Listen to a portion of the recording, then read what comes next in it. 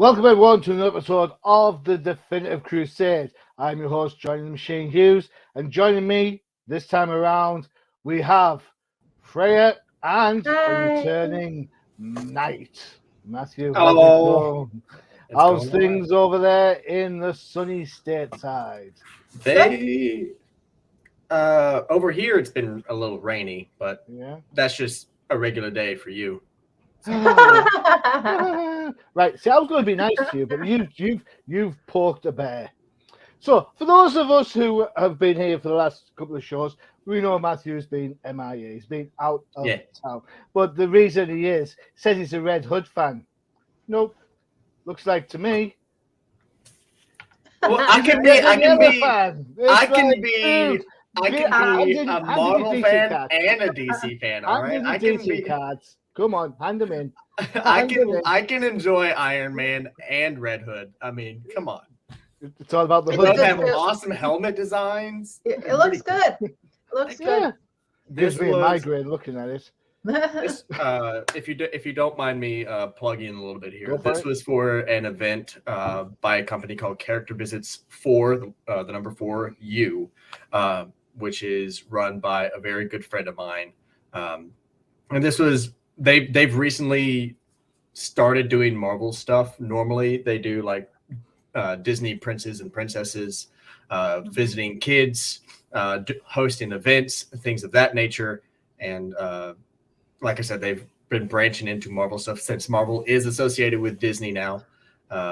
It looks good. It was so much fun. It was an absolute blast. Definitely, if you are within, or if you would like, look up Character Visits for You. Fantastic company, amazing people.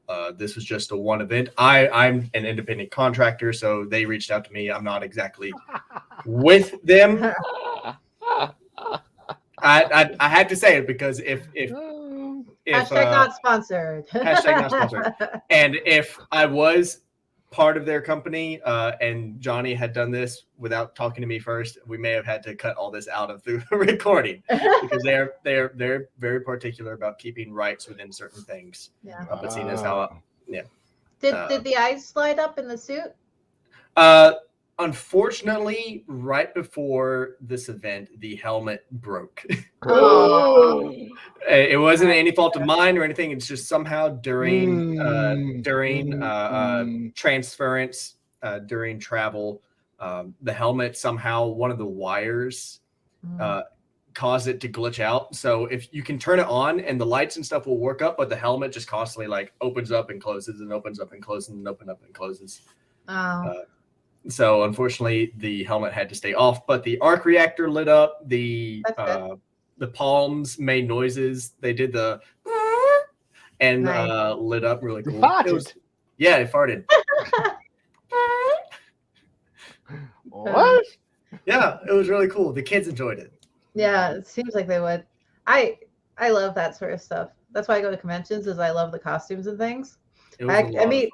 You meet so many cool people at conventions when you go to the cosplay contests. You really do. Because I met a guy. And Matthew.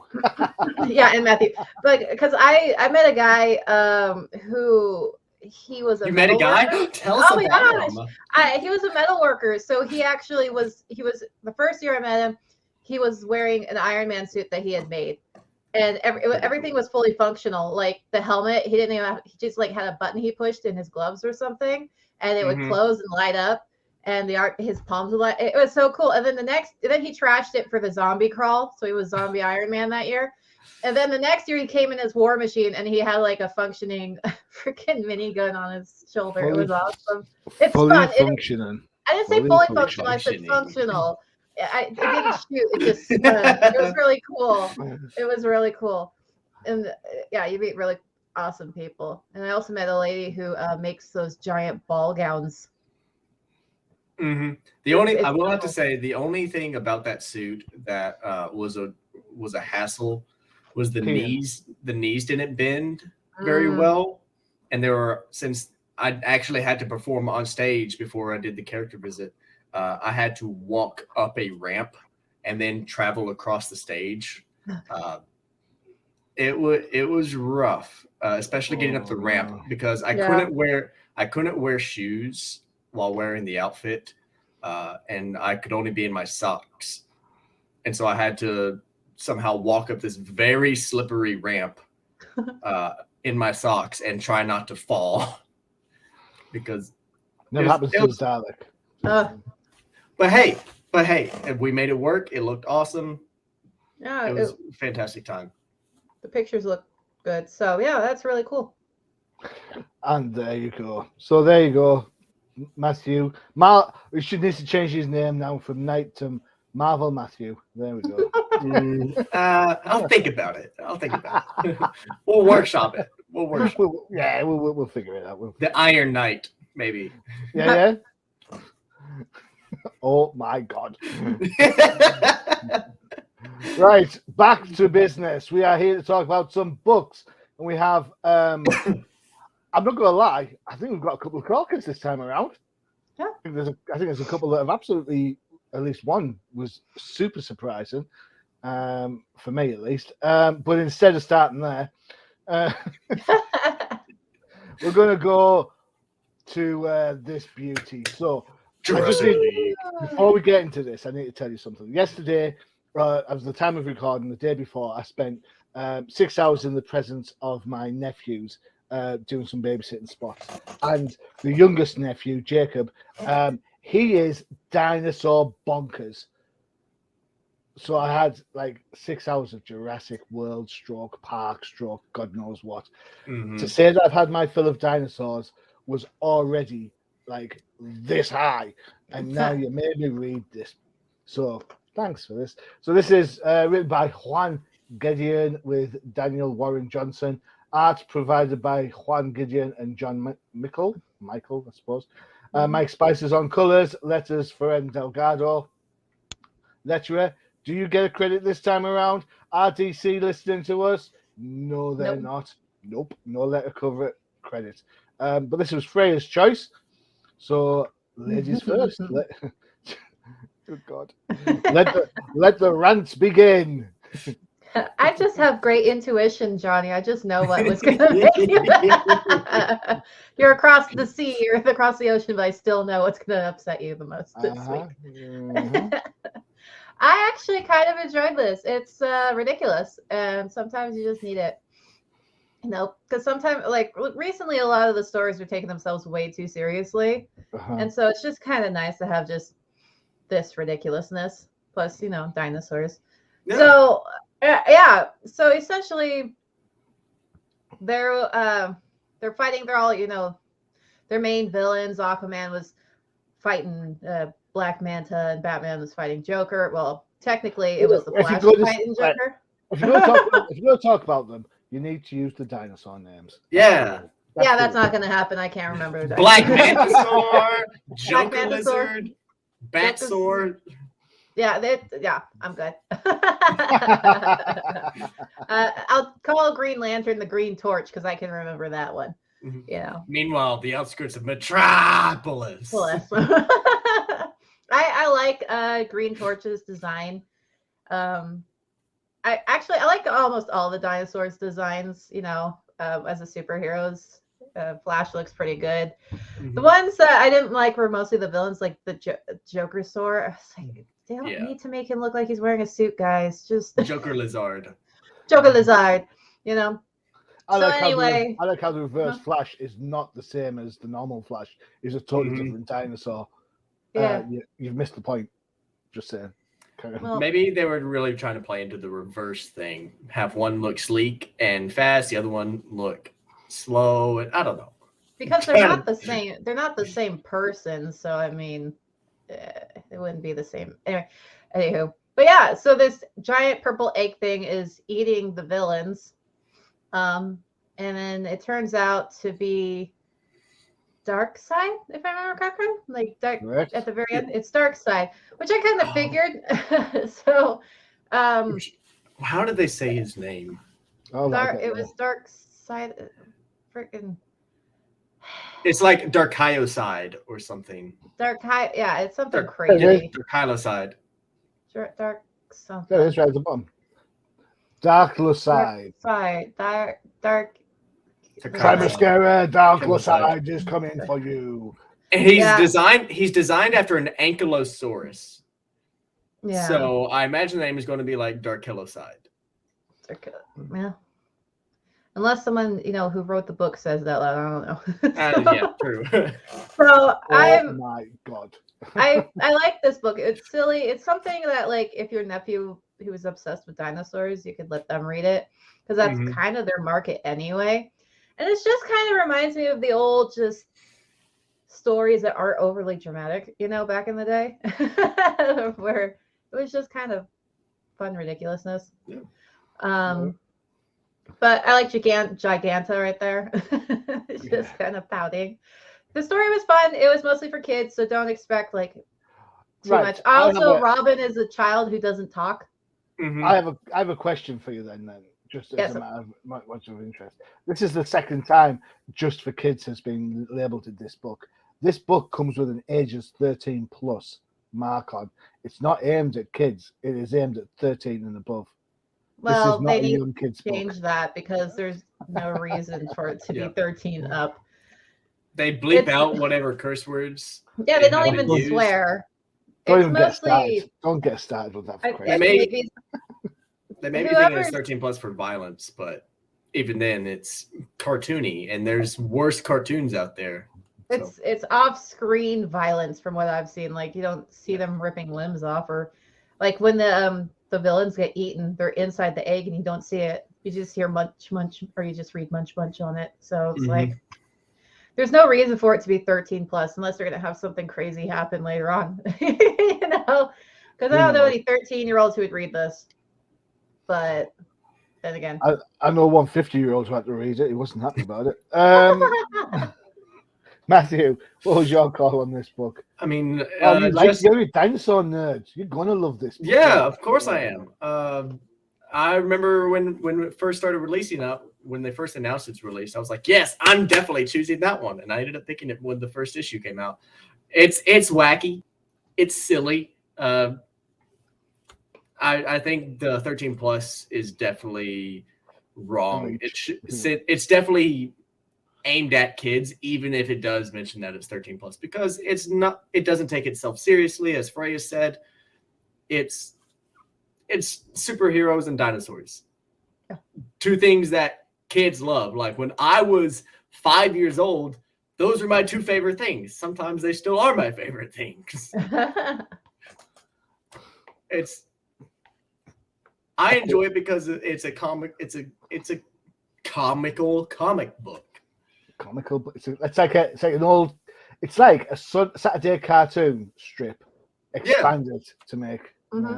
Yeah. I'll go with that. I'll take that as an idea. For me, no, pass. I passed on the first one. I don't know. I just no. There's considering one of the books we're going to talk. Well, two of the books also feature alternative versions of things. I'm a little bit sick. I'm a little bit bored of the alternativeness of. It's like, hey, I know. Let's be clever. Let's do an alternative version of. And like, okay, but we've all so like the Spider-Verse currently. Yep, Spider-Verse. Alternate version of this. Another version of this.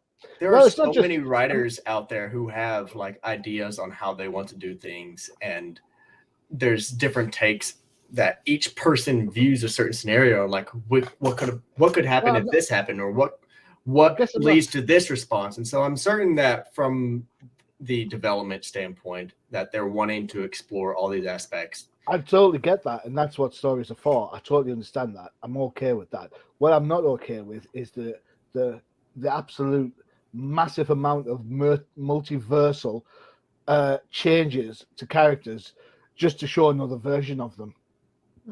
I'm up to my back teeth of multiverse, whether it be the Marvel one, whether it be the Dynamite one, whether it be the Dark DC one. You know, at the moment, just count this out. All right, you've got this DC Vamps, the for Flashpoint Beyond, Dark Crisis, already that's just 4 books. 4 books that are running right now that are alternative to the normal continuity, which the rest of the books are all thrown in. Throw in the One Bad Day series, which isn't continual. This is not in continuity. So there's 5 at the moment. All right, and you're telling me that we get mediocre Bat books or mediocre detective stories, and because what? All the great creative talent is saying, hey, I know, why don't we mix Batman with a dinosaur? Let's mix Batman with a spider. Let's mix Batman with a bat. Let's mix him with something else. What? I can't remember the last time, apart from the detective run, the 1061, 63. That was the first time in ages that Batman solved just a regular crime. And it's and all these multiversal facets are all well and good, but not everybody wants. Do it once and it's fun. Do it twice and you think, okay. Do it 5 times a month, and you think to yourself, really? You would rather tell 5 alternative multiverse stories that have no bearing or ramifications than actually put your effort into making really good continuity-based comic books. I don't know. I mean, there's I don't know. That's just my points on it. It's a good show. It's a good show. I understand. Cool. Stop nicking my catchphrase. With all that said and done, with our second book, and this one was pretty much a given, considering it's Matthew's pick. Look,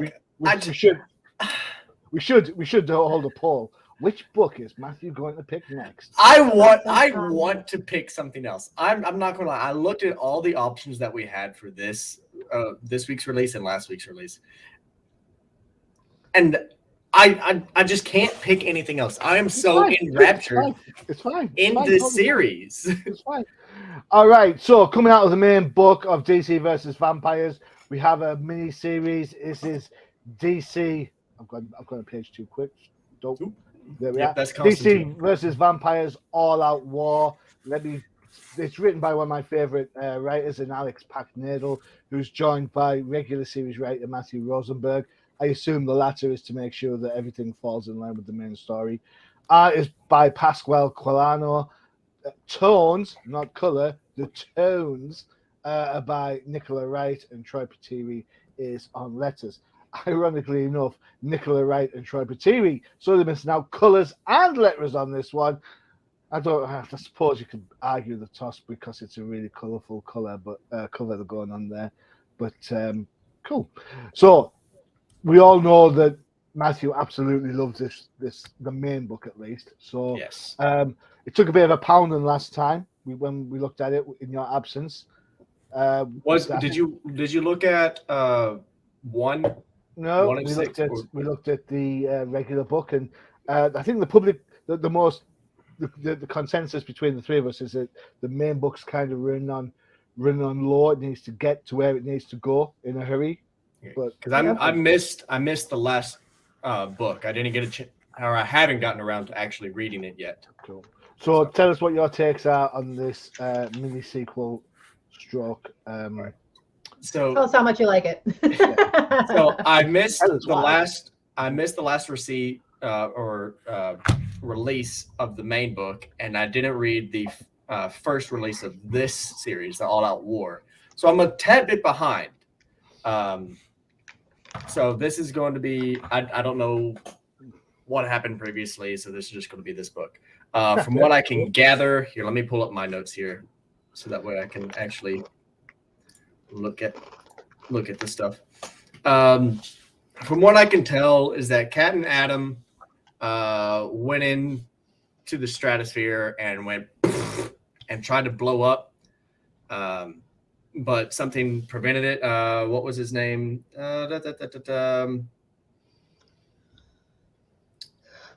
Booster shielded. Yeah.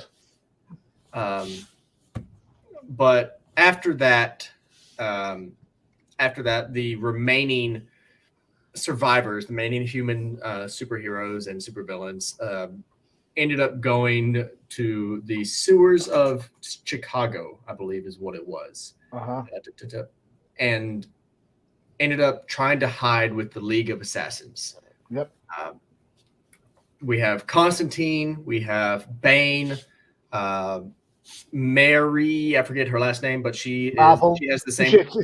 Same name as your sidekick. Well, is it Mary Marvel? Because I thought it was something else. Okay, it's Mary Marvel.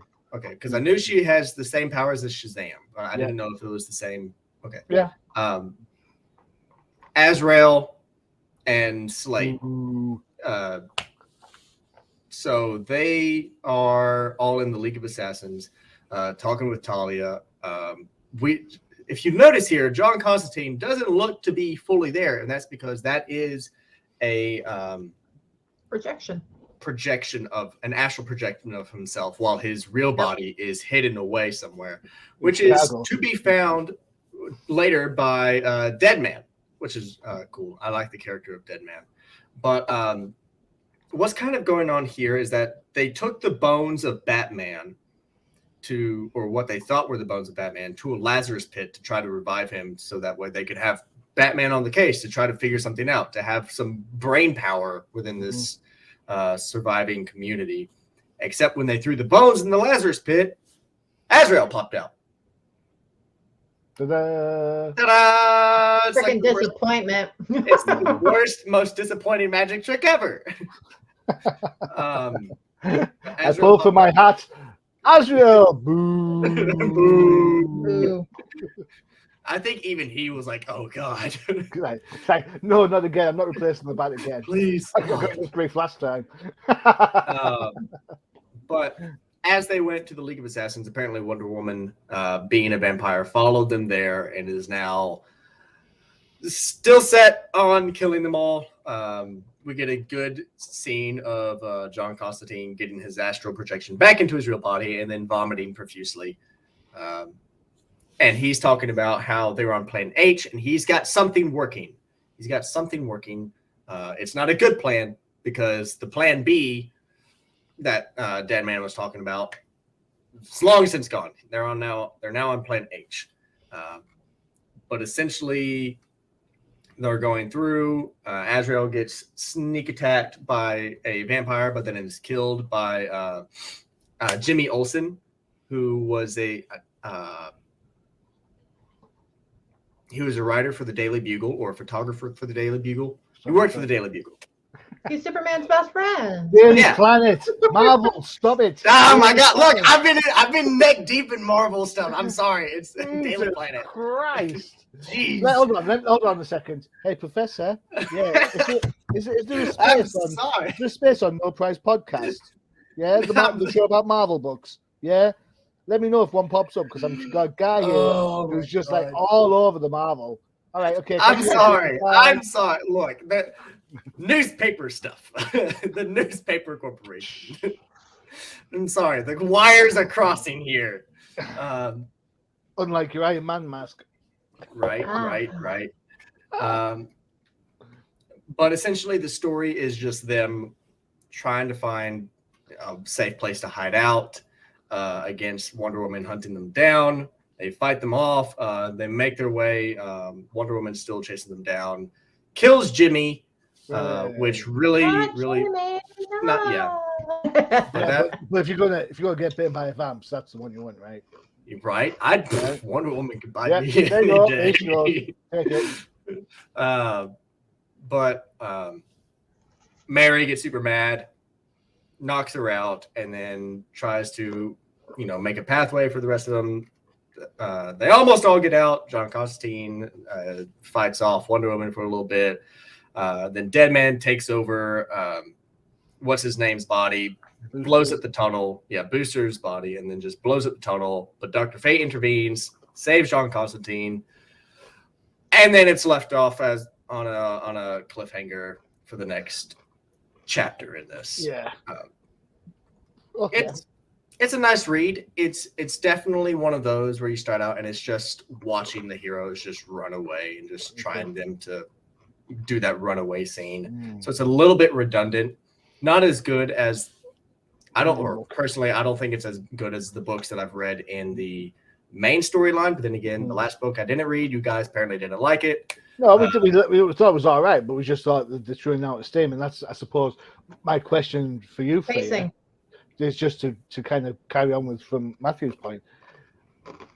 If we thought the main story is running out of steam, does having a second book of more of the same actually help with that, or does it not?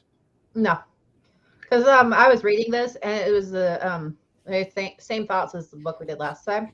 Yeah, I'm like, the pacing, everything's so slow moving, and I'm like, they are dragging this out, and it's painful. There's not much to be learned from this. Actually, I think, Matthew, I do not wish to dissuade you from that opinion. However, I think you are underselling certain aspects of this. Right? They are looking for a second Lazarus Pit, which will add to True. I did forget to mention that. The quest element. So that's where the next 4 issues are going to go.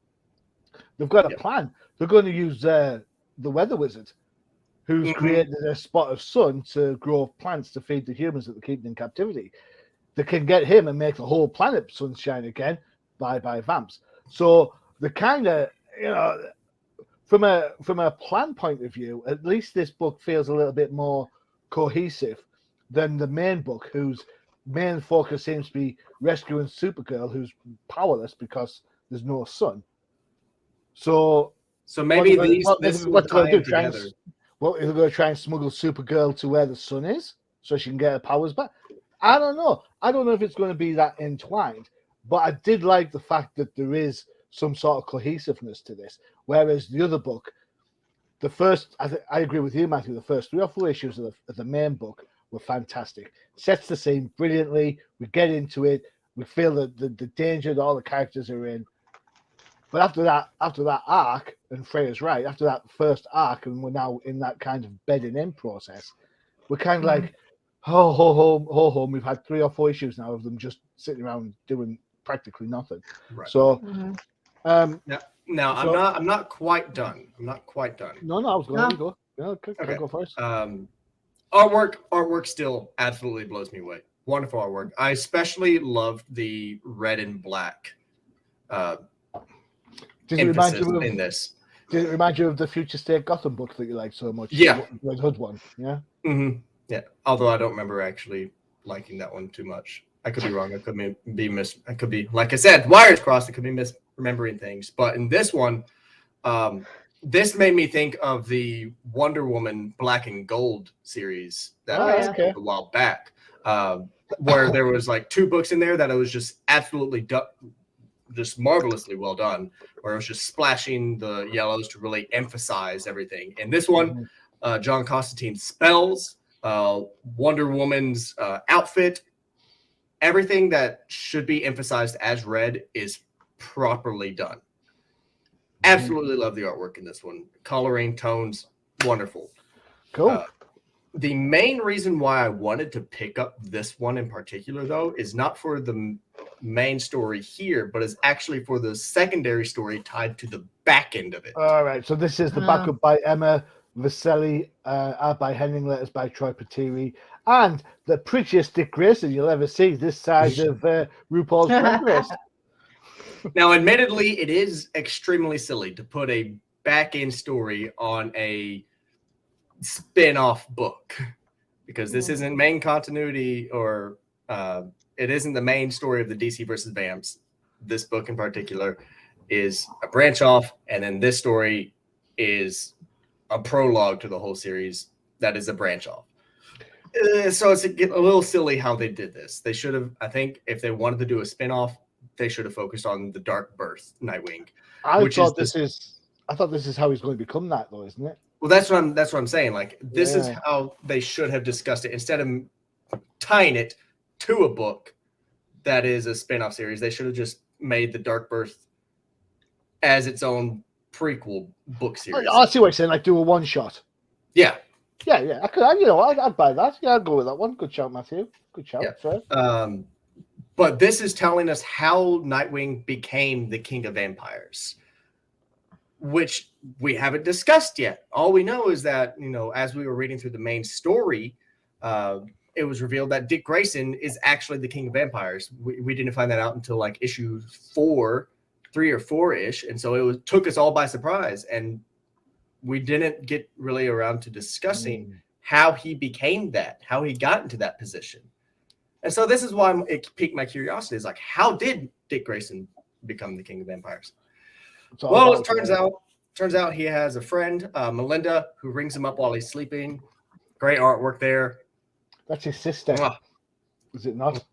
Yeah. That's right. Melinda is his sister. I forgot they recently revealed that in the Nightwing series. A while back. I say recently, but it was actually a while back. But you're right. Definitely the prettiest Dick Grayson we've seen in a while. Melinda calls him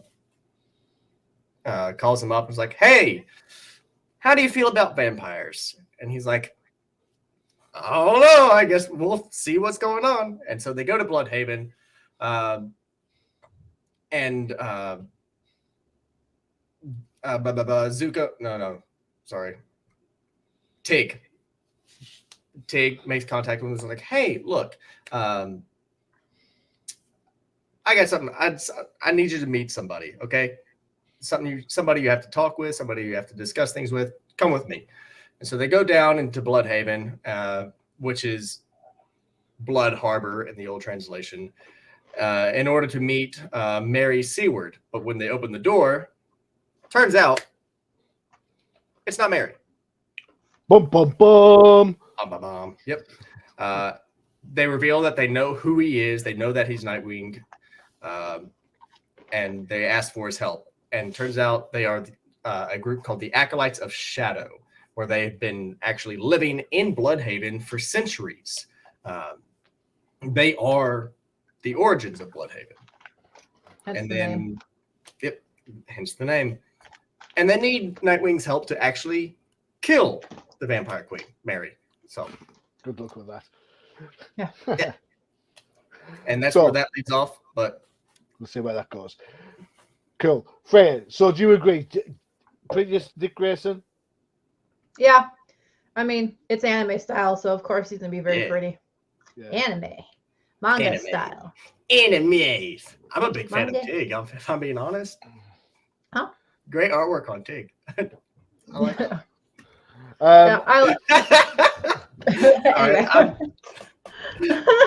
What can I say?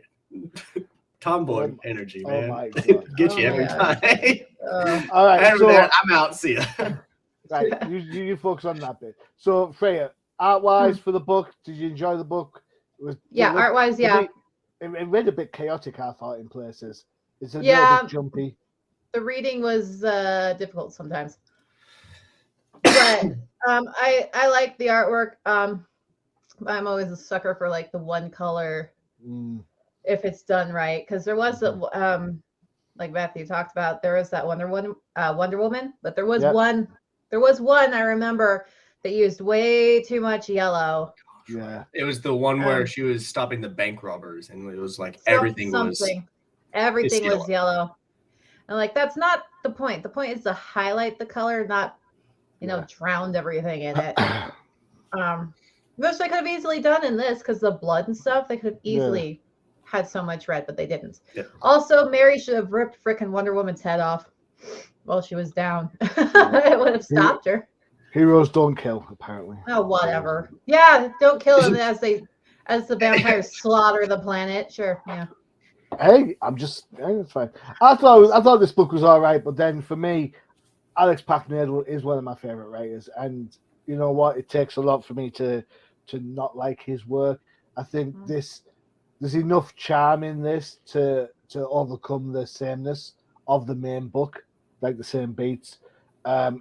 It having read up to date, it does tie in quite well to how Constantine, why he feels the way he is, how Fate's been involved in the main storyline, and that sort of thing. It does answer some of the questions as to where some of the characters are in the main book. Well, we'll see how it goes. Can you have too much of a good thing? You know what? Probably you could. But hey, it's DC. It's all about the bat, right? So Mm-hmm. it's a thing that they don't subscribe to. Right, there you go. 2 up, 2 to come. Ad-wise, you know what? Since we've been dissing on Matthew for this, why don't we have this advert for Marvel? Yeah.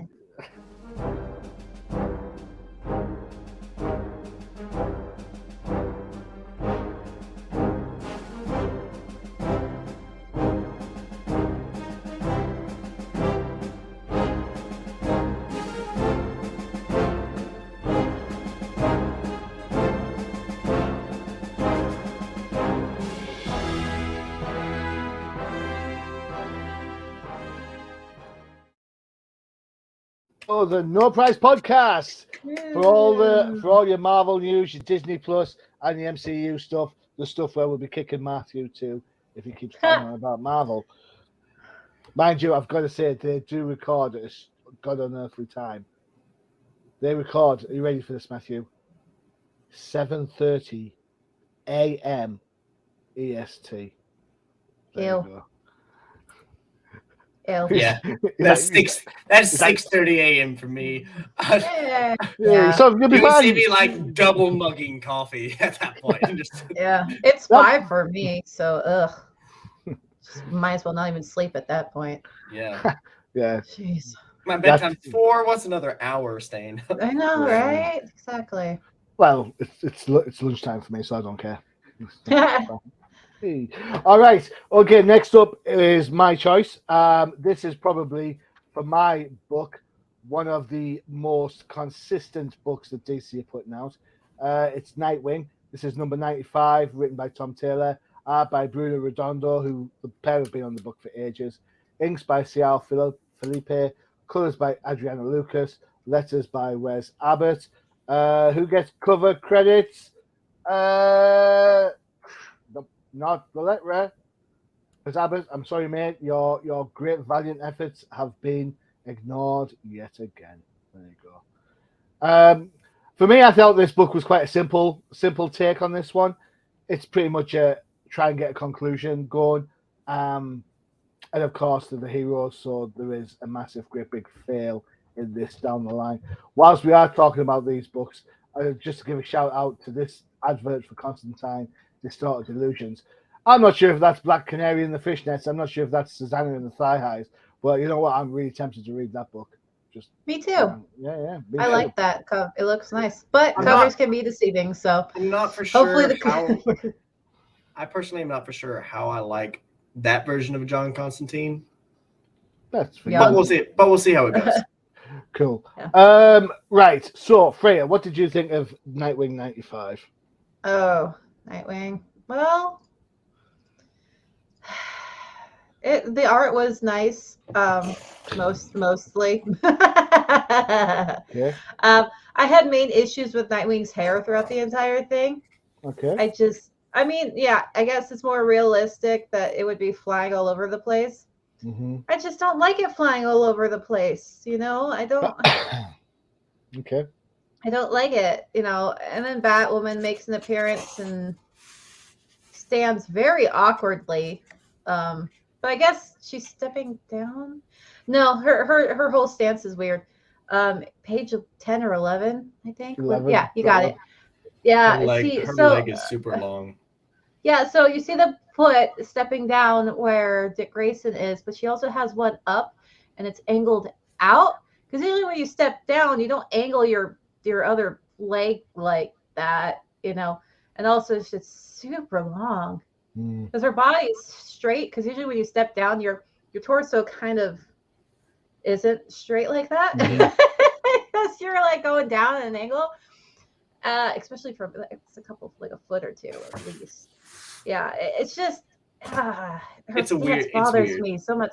Also, that cut was weird as well. I went, why am I like looking at Teen Titans all of a sudden? I thought this was a Nightwing book. So yeah, I guess he called everyone in. It just, and what did they do to freaking Starfire? What happened to her? Yeah. Like, is this supposed to be? Isn't she orange? When did she not become orange? Is she just like? No, you could say she's orange still. Can you really? Like, Yeah, pretty much. If you're using your contrast. Well, my question is, when did Raven turn purple? that's another good question. Yeah, why is she purple? Yeah. And why is Duke so tiny? Why is freaking? Hey, look! Not every man can control that. Okay. I mean, why is He's Tim so average. tiny? He's large even. What? Yeah, sure. Because like Tim Drake, he should be the tallest one because he's the closest to the camera, right, or the closest to the frame. But he's super short, and then Donna is a freaking giant in the background. You know, she's Amazonian.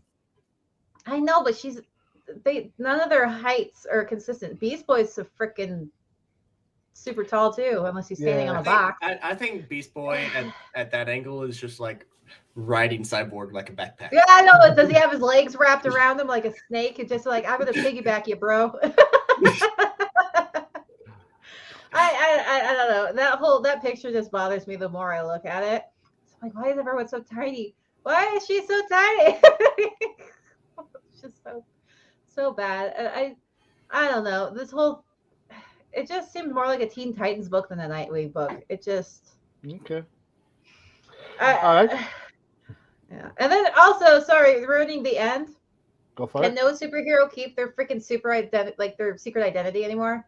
Is that just a thing that they want to just throw out the window? No secret identities anymore. Everyone's gonna be unmasked. Everyone's gonna know who they are. You know, Mm-hmm. It's just I hate that. I'm like, that's so stupid. Well, I don't know. I know that's probably the bad beat for me. The rest of the book I thought was pretty damn fine. I thought story wise follows a logical path. You know, there's some nice little nuances. Roland getting hit by the car, evocative of being hit by the Batmobile in Arkham Asylum. Oh yeah, that whole scene though. He's like, get in. I'm like, you just totaled the car. Those axles in the front are broken, bro. You're not going anywhere in that car. You smashed into the brick wall. That engine's dead. I like fair point. I like the simple lines. I think the simple lines really work. Could it do with some more dynamism in the poses? Yeah, probably a little bit. It should be more evocative of the action that's going on. But overall, I thought it was a really good read. I thought it makes sense to what we'd expect from this book so far. For me personally, Matthew, what was your take on this? That last scene with Blockbuster doing the super angry face. Yeah.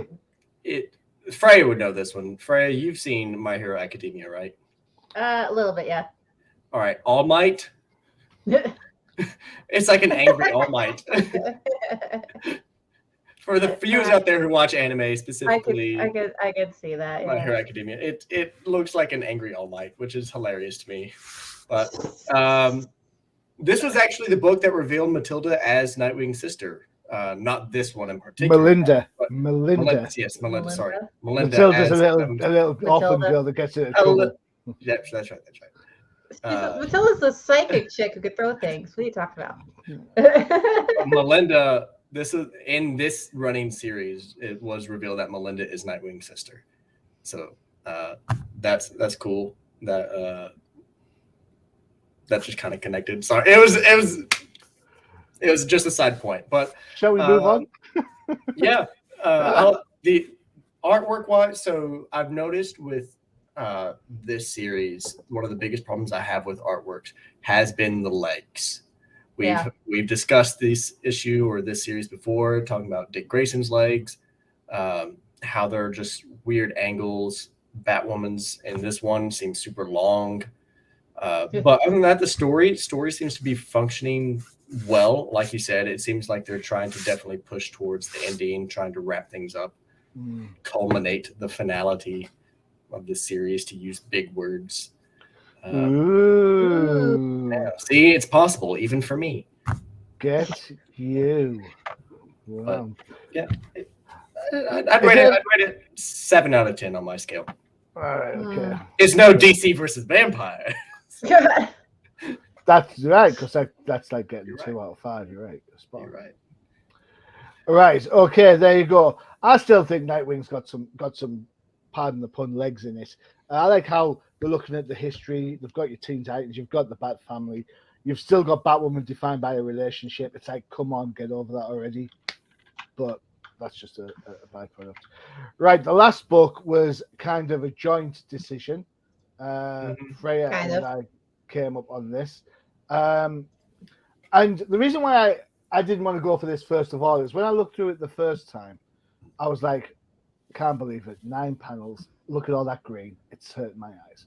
But then when you sit down and read it, boy, are you in for a surprise. This is the start of the new One Bad Day mini run of prestige format books. The way this works, there are 6 books coming out. I think it's 6. All featuring a Bat villain and their one particular bad day that caused them to be who they were. As Matthew will no doubt remind us, the One Bad Day came from the Killing Joke, and it was just one bad day for Bruce and one bad day for the guy who was the Joker that turned them around. So this is written by Tom King, art by Mitch Gerrard, letters by Clayton Cowles. Clayton Cowles doesn't get a cover. Clayton Cowles is like a superstar letterer, and he can't get cover credit. It's crazy. Freya, why did you want to talk about this book particularly? I picked it at random. Good shout. All right, yeah. So I'll start off. Right, okay then. So, it's basically lots of 9 panels. So if you don't like 9 panels, you're going to be in for a bit of a boring short. Essentially, what happens is the Riddler goes out and kills somebody random and shows Batman the card, gets arrested, and from there on in, it unravels as to what the Riddler's given up his modus operandi. He's turned it into something different, and in the process, displays his knowledge of absolutely everybody and scaring them to the point where the police don't want to be around him, guards don't want to be around him. Batman is scared of him for a while, and interspersed between that current storyline is little boy Riddler, who is at school with an overbearing parent who can't grasp. He knows facts and figures. He can just regurgitate them like boom, boom, boom, boom, boom. But he's not using that information. He's just reciting the facts. And the riddle that's in there is there to show something. He gets caught cheating, and that's the thing that set him on his rolly way. Advertised as the Riddler's killing joke for a very, very good reason, which I won't go into, but feel free to do so at your behest. So, Freya, what do you think of the book now that you've read it and not just picked it at random? I actually liked it, but at the same time was like, oh god, when is it gonna end? So it's really long. It's like 60 something pages, I think. 64. Yeah. So they kind of went into if you've ever like played Arkham Asylum or whatnot, like he talks about cheating in that too. And it's one of those like overbearing parents where he beats him because he was third and not first, type of a thing. And his teacher, which I didn't understand why he hated his teacher. I mean, I hated him because of how he talked in the book. I think I took it that he hated his teacher because in his head the teacher wasn't playing fair. A riddle is not part of the syllabus. It's not, he wanted a straight up test. Now he's been given a riddle and he just doesn't see the point of them. He's all about the facts. Yeah, but then he keeps losing he keeps losing points because he doesn't understand the riddle. He doesn't work it out.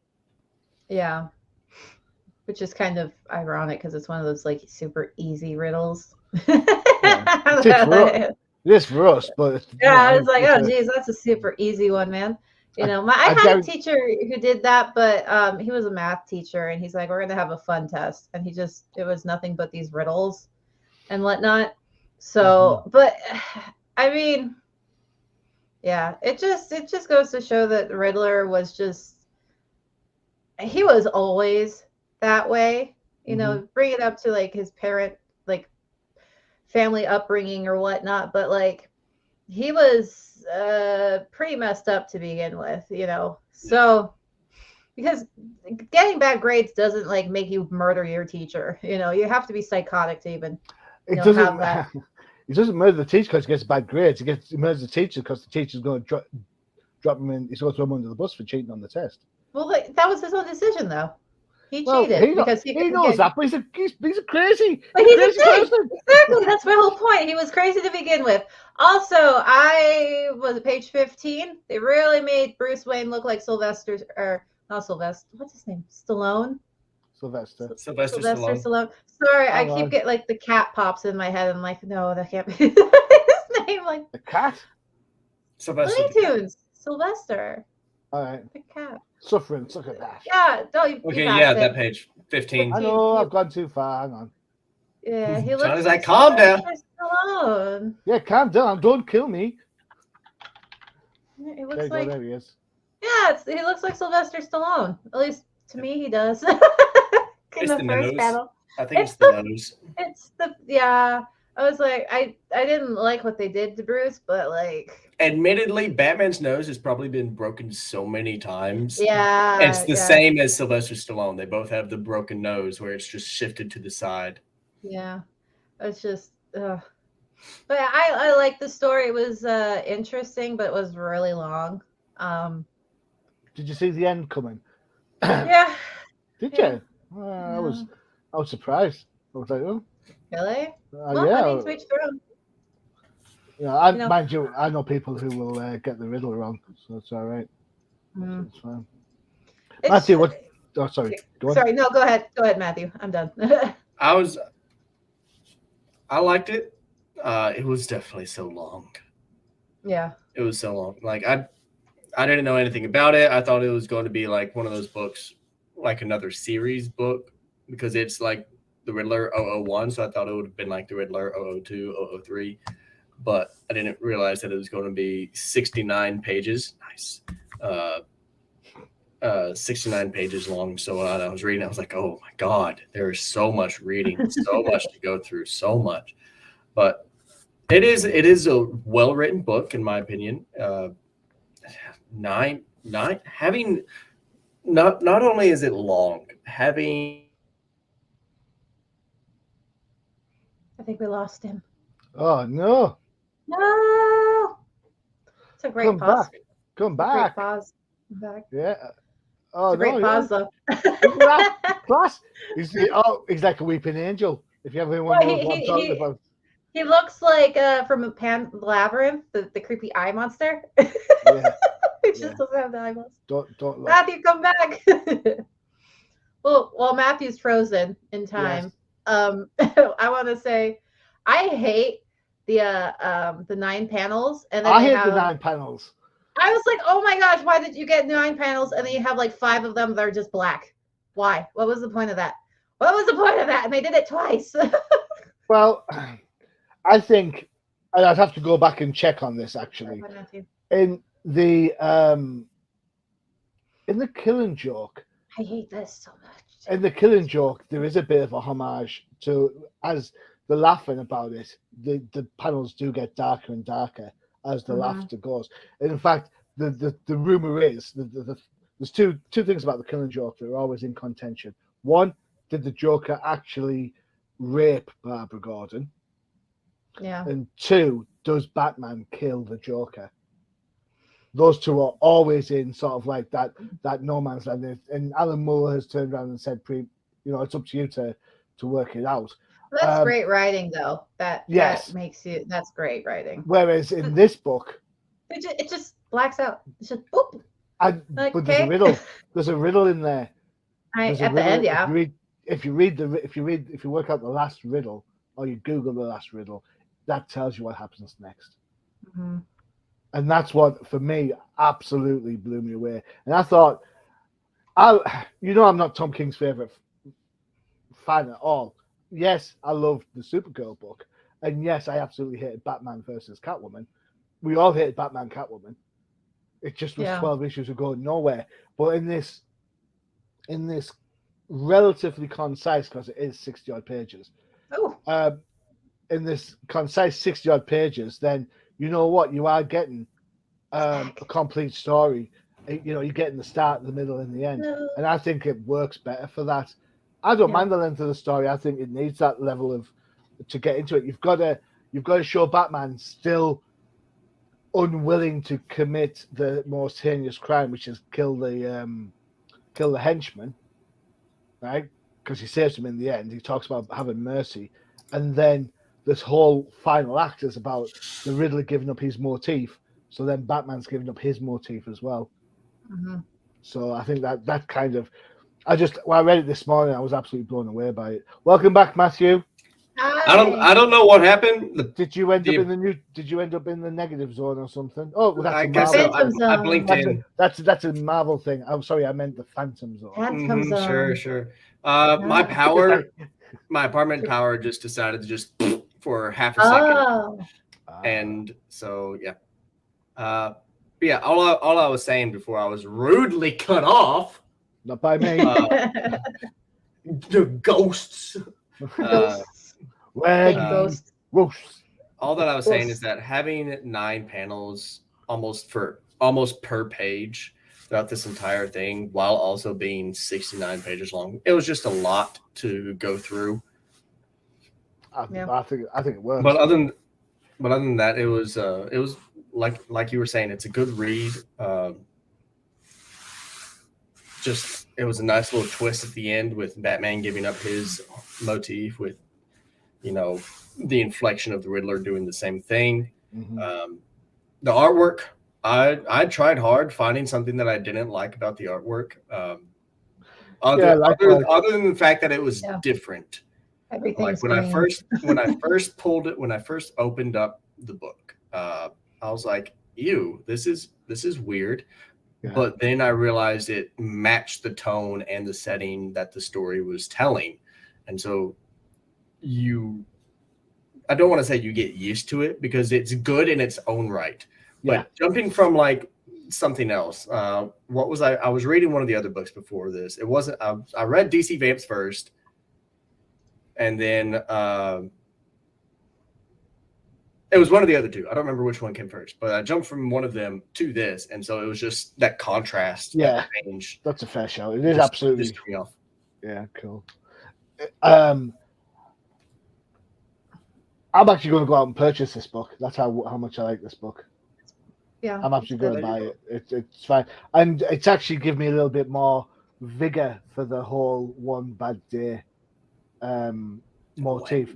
I was kind of like, I can take it or leave it, but in the end, if they're all as well done as this, I can't see it being a bad shout. And there you go. Sorry, there's 8. So we've had the Riddler. We've got a Two-Face one. Two-Face is one of my favorite characters anyway. We've got Penguin, which is interesting because he's dead in the main book.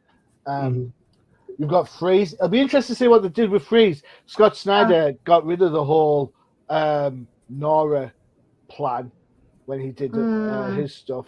Catwoman, interesting to see that, especially with Jamie McClevey on that. I think Catwoman's one of those odd characters that DC have no idea what to do with. Bane, I could probably do without, to be honest. I'm most excited for Clayface. I don't know. I'm interested to see how his one bad day is going to be written. Yeah, Clayface has kind of had a lot of bad days. Just before we get into that, it is the Boris Karloff, or Basil Karloff Clayface, not the Matt Hagen one. So, okay. Then Raz. And then Ra's al Ghul. Yeah. My name is Raz al Ghul. Raz. I call him Raz. I don't know. I can never get his name right. Isn't Raz how he was pronounced in the? I thought it was in the animated series. It was pronounced. He's Rash in the cartoon show. Is he? I guess I just didn't remember. In the live action with what's his name portraying him? I believe he said his name was Raz. Liam Neeson. Yeah. Liam Neeson. Yeah. I'm most excited for Two-Face, just like Johnny. I love Two-Face, Yeah, I love and Two-Face. I want to know what exact back story they're gonna go with. Whether it's the Well, Yeah. courtroom Two-Face was a main character in the Task Force Z run through. Yeah. Oh, look, there's another alternative history book, an alternative universe book. 6. Nice. Cool. So there you go. All done and done. 4 up, 4 down. There's a mix on there, to be fair. You've got the light-hearted fun stuff with Jurassic League. You've got DC Vamps for your blood going action.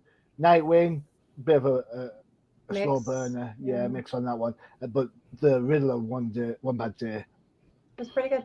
Yeah. Just long. It's just long.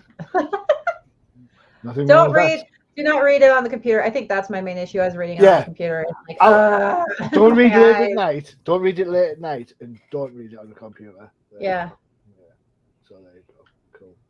Right, guys. Thank you very much for hanging out. I really do appreciate it. Yeah. So glad to return. Yeah. For now. Until the next independent contract thing takes me away. So that's something else. Until Johnny kicks you to the No Price podcast. Right. Yeah. And don't forget to check out the UCPN for notice the no comment on that one. UCPN for all your favorite shows, including Freya. K-pop Cosmos. We're back. We're once a month again. And our next show, we're going to be talking about a first-gen K-pop group that created one of the big 3 companies. So, woo, exciting. Cool. And Matthew, Jank Think Tank might be on hiatus for a little bit, but you've still got. We have recorded the next episode. It is in the process of being uploaded. Nice. So whether it be today, tomorrow, I know Josh has a lot of things going on, and he's the one that primarily deals with the uploading and stuff. So we've recorded the episode. It's half the battle, sir. Half the battle. Yeah. But half the battle has been completed. So we're just trying to get that edited and uploaded so that you guys can watch some more content from that. And you saw the advert earlier for our sister show, the No Price Podcast, for all your Marvel, Disney Plus, and MCU stuff. They'll be talking next time around about She-Hulk. I have some opinions. If I could make myself vomit through my VTuber, I would. And of course, I'm sure there's a thing you can do for that. I'll try to figure it out. have rainbows come out. I would love to do that. And of course, don't forget the place to hang out if you like all your stuff older. It's the Old Timers Comic Book Show. Woo! Ooh, yeah. Where the hosts are old, but the comics aren't. I mean, where the hosts aren't old. Our hosts aren't old. Or they're both old. I'll tell you what, Matthew, I guarantee you will not be invited for that, young sir. All right, that's it. I've been your host, Johnny Machine Hughes. Thank you very much for listening. See you next time. Adios. Bye.